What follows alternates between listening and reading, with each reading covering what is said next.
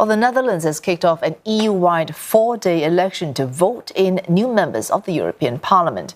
A polls will stretch across the 27 member states with more than 370 million people eligible to cast their votes.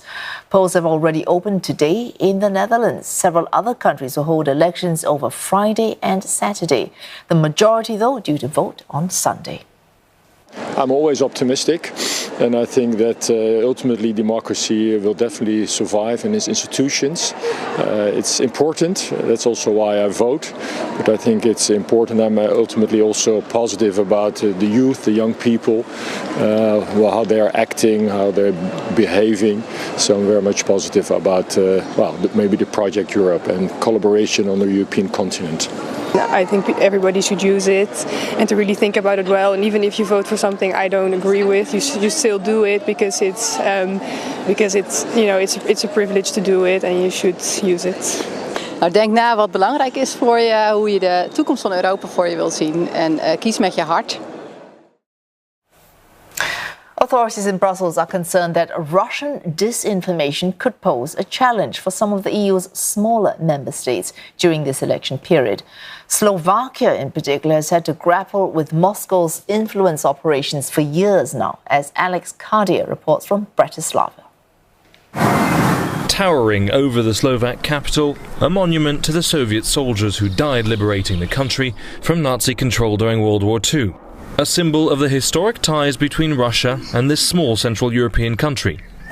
For 30 years after its independence from the Soviet Union in 1993, Slovakia charted a course towards the west. This year, the country marks 20 years of European Union and NATO membership. This direction has not gone unnoticed in the Kremlin.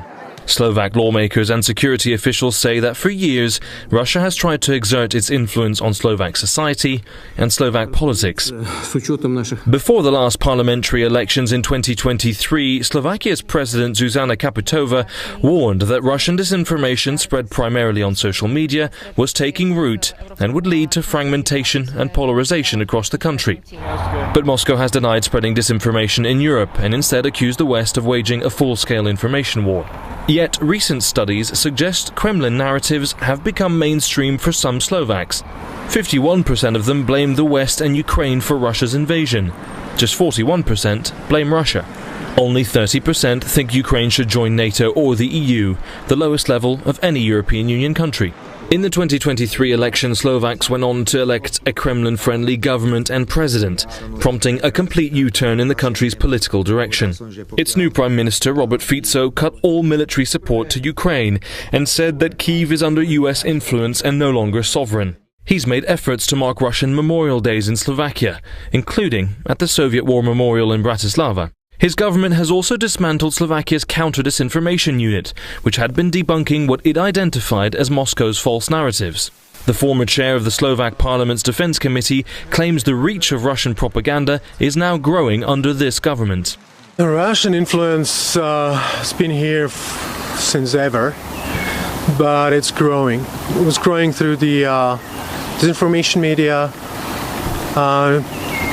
during the time of the previous government. The most difficult thing is that to fight the disinformation and the Russian narrative is almost impossible without the government interference. In this year's European election campaign, Prime Minister Fico's Smer party has framed Russia's invasion of Ukraine as being the result of Western provocation. Their coalition partners in government, the far-right Slovak National Party, are running the slogan, "We are not a buffer zone for Brussels." At a campaign rally in a venue part-funded by the European Union, Smer's deputy leader criticised EU policy in Ukraine and warned of an EU superstate which could order Slovak troops to war. I don't want to have a future when some Brussels centrum will decide that my son will be a soldier in the war against Russia. I don't feel any hatred against Russia. Russians, they liberated us in the Second World War from fascism, and we cannot forget this.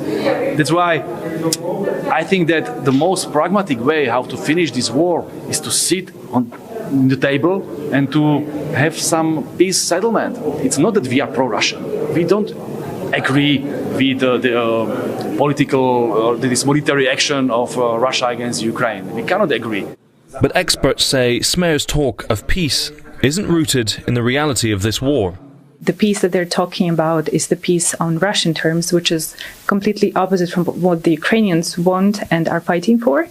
And if Russia ends the war today, there will be no war. And if Ukraine ends the war today, there will be no more Ukraine. So I think we should listen to the Ukrainian leadership, to the Ukrainian people, consider the common values that Ukrainians are currently fighting for, and continue the support for Ukraine.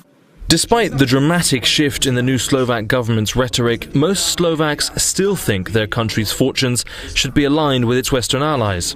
The big question now is whether or not membership of the European Union and NATO for Slovakia means enough safeguards have been put in place to mitigate against Russian intervention and influence on its democratic institutions.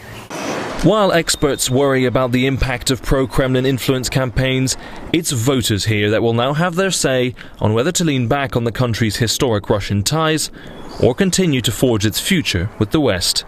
Alex Kadier, CNA, Bratislava.